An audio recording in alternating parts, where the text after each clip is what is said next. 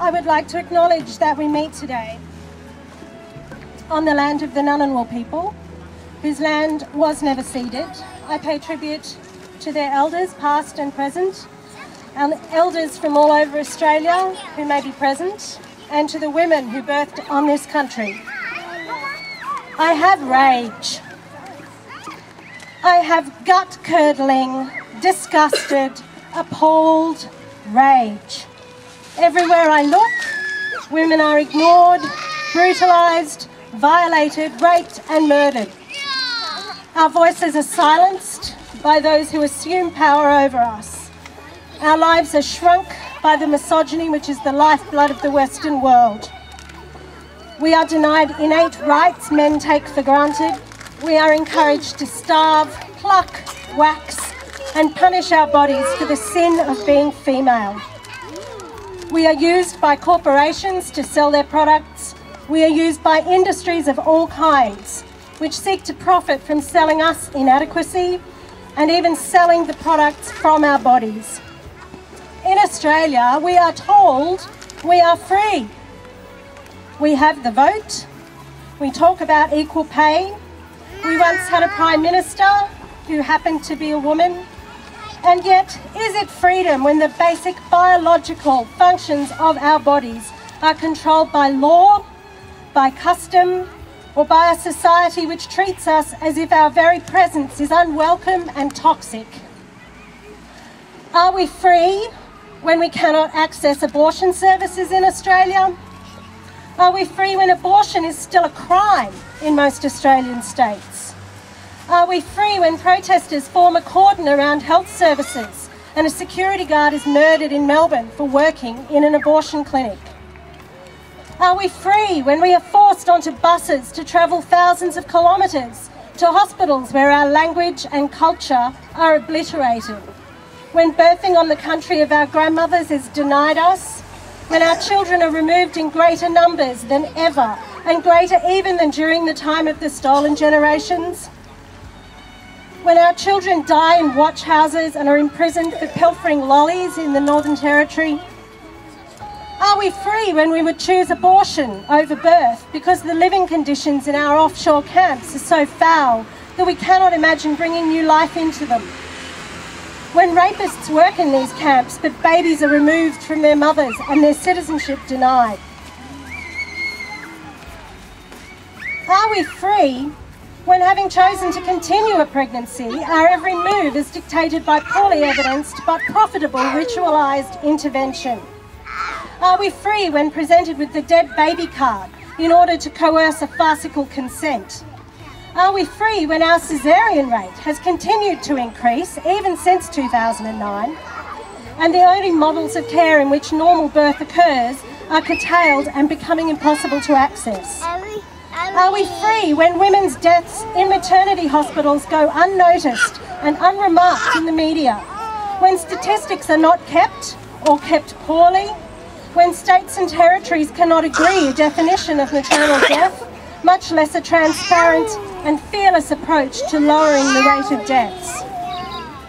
Are we free when suicide is one of the biggest killers of Australian mothers? Are we free when the medical profession closes ranks around the Graham Reeves in their midst rather than speak out about women being mutilated? When women cannot take assault in hospitals to the law because we are culturally perceived as incubators, and good mothers are in a state of perpetual consent, and care providers are allowed to touch our bodies regardless of our wishes? Are we free when the midwives who serve women ahead of the state are slowly picked off by unethical and immoral use of coronial processes? Are we free when a hospital in Wagga can employ a dangerous drug for off-label use, resulting in the deaths and injuries of babies and women, and yet the media is silent and there is no inquest nor public notice of reparation? Are we free when a Melbourne hospital can end the lives of 2 babies and be given a free pass with no public accountability? I am often called an angry woman, as if that were not a reasonable response to the wholesale violation of my sisters. What is aberrant is not my rage, but that so few of us are enraged. We are so bent under the yoke of social disapproval, simply by virtue of failing to be men, that most of us fear to stand tall and to speak out because we fear the punishment that will ensue. But here's the thing, we are already being punished. There is no greater punishment than the removal of our legal and cultural personhood. So what do we have to lose? As human beings, we have innate rights. We have the right to choose what to do with our bodies. At law, we are supported in this, regardless of pregnancy. At law, we remain people throughout our life cycles. What we struggle against is the invisible culture in which we are stripped of these rights. Why can we not demand criminal charges be laid against those who assault us when we birth? Once we could not lay charges against men who were our husbands if they raped us, because marriage was seen as a contract of perpetual consent. We can charge men now with rape, even though it's difficult, because it is recognised that a marriage contract does not place a woman in a state of perpetual consent. In fact, all human beings exist in a perpetual state of non-consent, unless otherwise indicated. We do not have to say no, we have to be seen to say yes. No! Okay. Sorry. Okay. I was reflecting today on the current state of politics here and considering that I don't think there is a clearer statement of contempt towards women in Australia than a man with a record of violent behaviour and proud misogynist beliefs being named the minister in government to deal with us. Where is he today? In the face of outright hatred, how should we respond? While the rage that I feel is massive, my overwhelming response to this is to love each of us all the more fiercely. To love ourselves in this patriarchy is to commit an unpardonable sin.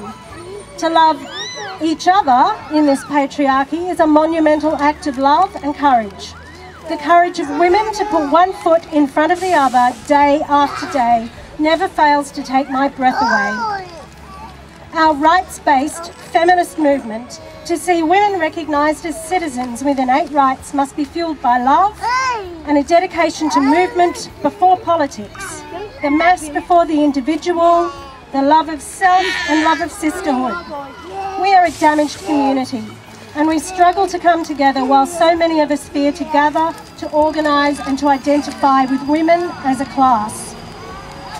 Those who would work with us must stop speaking the rhetoric of meaningless choice. They must move away from professional aggrandisement and towards supporting women's autonomy, because all else flows from that. When women are recognised as the sole decision makers in our lives, then our birthing will be supported in ways that nourish us.